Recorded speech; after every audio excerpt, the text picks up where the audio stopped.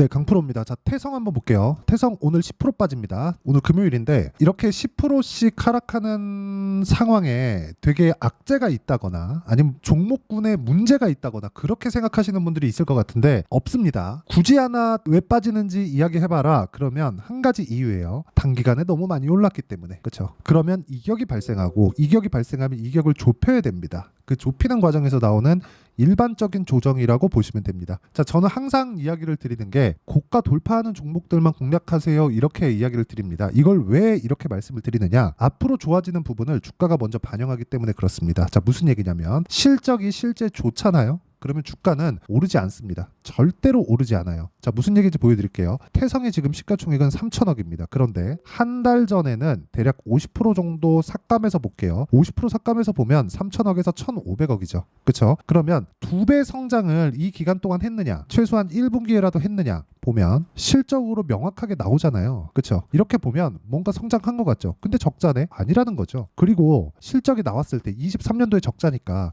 22년도, 21년도의 실적을 보면 그래도 나오긴 나왔죠. 40억, 20억, 2년 평균 30억 정도 잡으면 되겠네요. 그럼 30억에 시가총액 3천억이면 지금 PER 100배. 그러니까 밸류에이션을 따지면 이게 뭐 가치를 가지고 이렇게 따지면 주식 못 한다는 거예요. 주식 시장은 이 구조를 철저하게 따라가고 있다는 걸 아셔야 됩니다. 즉 앞으로 성장률이 발생할 수 있다. 그런 종목만 골라서 올라간다고 보시면 됩니다.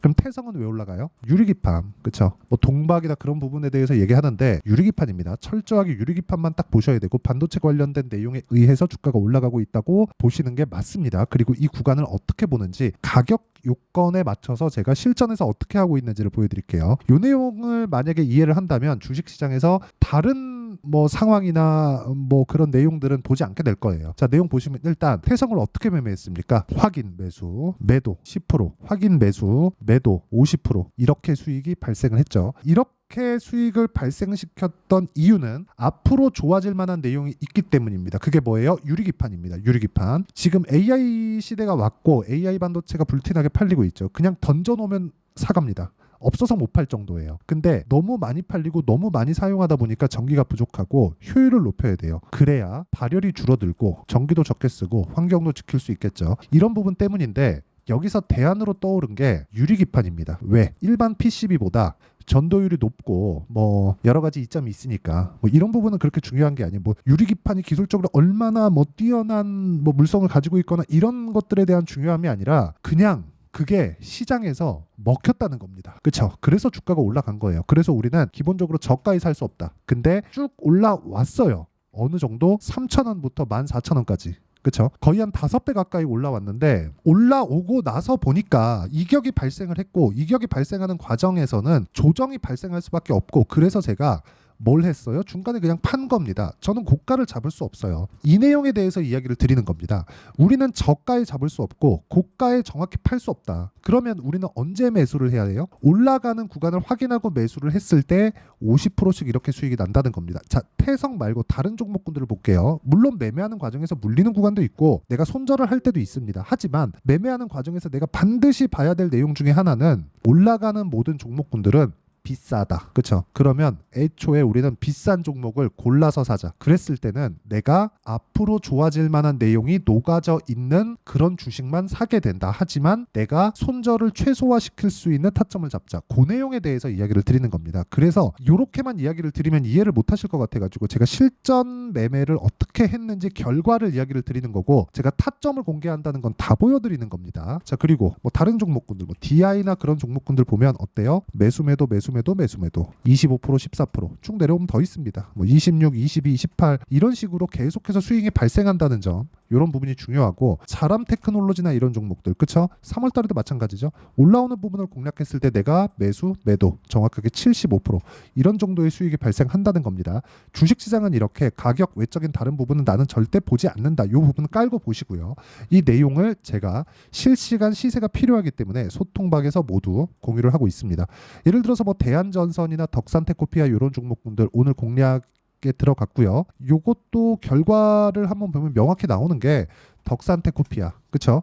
자, 제가 매수하고 내렸습니다. 근데 매수를 더 했죠. 오늘 같은 경우에.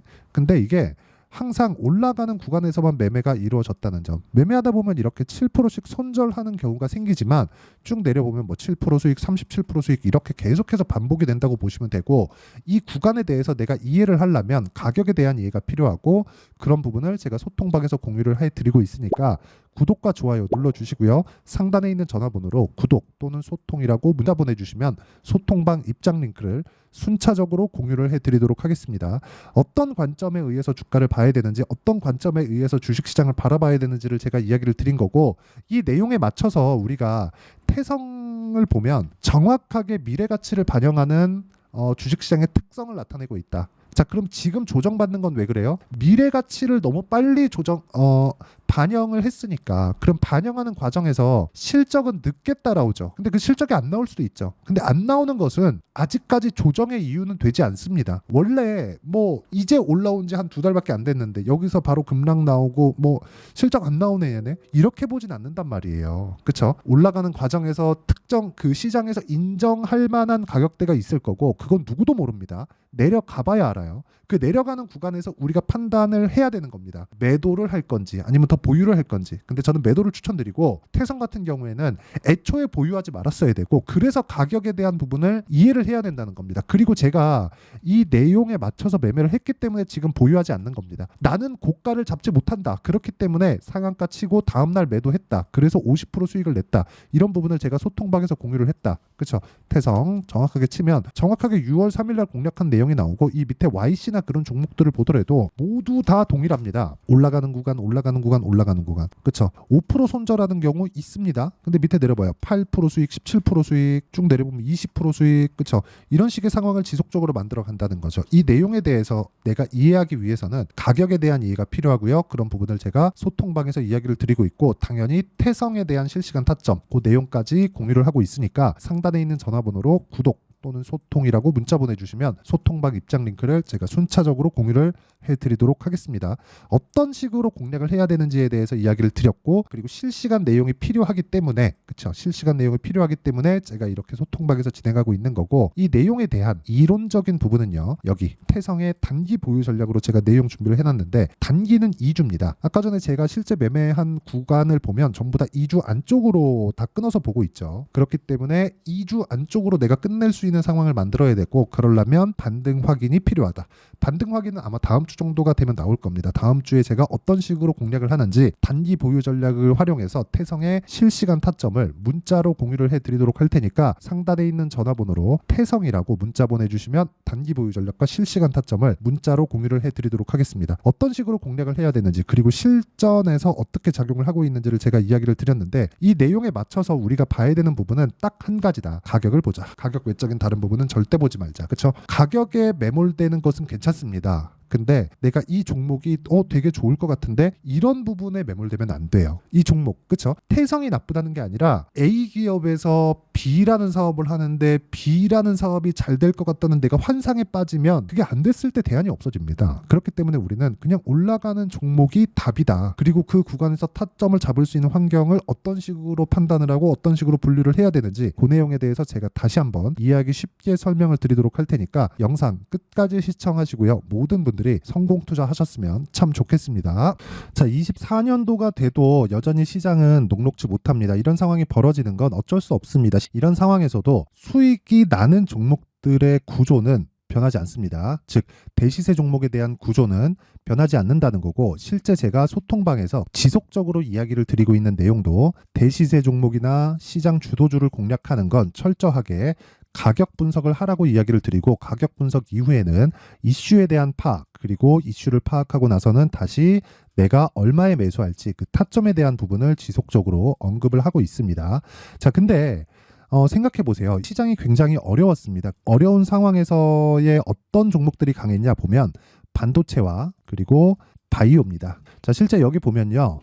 HLB에 제가 실제 매매한 내용을 띄워놓고 보여드리고 있는데, 1월 22일부터 매매를 시작해서 4일 동안 31%의 수익 마감이 됐고요. 그리고 여전히 신고가 종목입니다. 자, 그리고 그 다음 어보브 반도체, 이름을 보시다시피 반도체 종목이죠. 그리고 AI 반도체는 지속적으로 강세를 보이고 있습니다. 이 종목도 신고가를 먼저 달성한 이후에 제가 21%의 단기간에 21%의 큰 수익을 내고 마감이 됐습니다. 다시 재공략을 준비하고 있고 이런 부분은 소통방에서 다 공유를 해드립니다. 자, 그리고 코세스. 자, 코세스 같은 종목도 당연히 그쵸, 신고가 종목이고요. 그리고 반도체 종목입니다. 이 종목도 영업일 기준에서 이틀 동안 대략 한 15%의 수익 마감이 됐습니다. 내용을 한번 보시면 어떻습니까? HLB를 포함해서 뭐 30%, 20%, 뭐 15% 이런 식의 수익이 지속적으로 발생하고 있는데 이 세 종목 모두 다 신고가 종목이고 1월 달에 시장이 약세를 보이고 있는 구간에서도 강했었던 그런 종목입니다. 특징점이 하나 있는데 그 이슈에 앞서서 가격이 먼저 반영했다는 거죠. 그렇게 제가 가격을 먼저 보고 이슈에 대해서 파악하는 이유는 결과적으로는 큰 시세를 먹기 위한 사전 준비 작업입니다. 실제로 큰 시세를 먹기 위해서 사전 준비 작업을 했을 때 여기 레인보우 로보틱스 127% 그리고 ISC 98% 그리고 한미반도체 97%의 큰 수익을 내는 상황을 만들 수 있습니다. 어떤 식으로 소통방에서 진행됐는지 그쵸, 그 상황을 제가 이야기를 드린 건데 이런 상황도요 당연히 신고가를 공략했을 때 가능한 겁니다. 자, 그러면 이번에도 마찬가지입니다. 그쵸, 정부 주도의 코리아 디스카운트 해소 방안이 2월 달에 발표를 하고요. 그리고 2월 달에 발표된 내용을 토대로 주가가 움직이는 게 아니라 이미 움직인 내용이 있죠. 실제 이 내용은 크게 중요한 게 아니라는 겁니다. 실제 움직인 내용을 보면 자, 기아차입니다. 실제로 12월 달에 신고가를 만들어 놓고 정부에서 입김을 불어 넣으니까 순식간에 기아차를 포함해서 현대차 같은 거대 기업들의 주가가 2주도 채 되지 않아서 40% 정도의 큰 시세를 냅니다. 자, 그러면 우리는 어떤 종목을 봐야 될까요? 이슈를 파악해야 되는 것도 맞지만 철저하게 가격에 맞춰서 매매를 해야 되는 게 당연히 중요합니다. 정부가 주도하는 정책 방향이 있겠죠. 그 방향에 맞춰서 우리가 종목을 찾을 필요가 있다. 자, 그럼 답이 나왔습니다. 정부가 주도하는 방향에 맞춰서 제2의 기아차를 찾는 게 지금은 중요하다. 근데 정부 정책의 방향에 맞게 가자. 그랬을 때 앞서서 제가 보여드렸었던 내용인 여기 레인보우 로보틱스 127% 그리고 ISC 98% 그리고 한미반도체 97%와 같은 수익을 낼 수 있습니다. 물론 시간에 대한 부분은 최소 2주의 시간이 필요하고요. 그리고 최장 3개월 안에 끝내야 됩니다.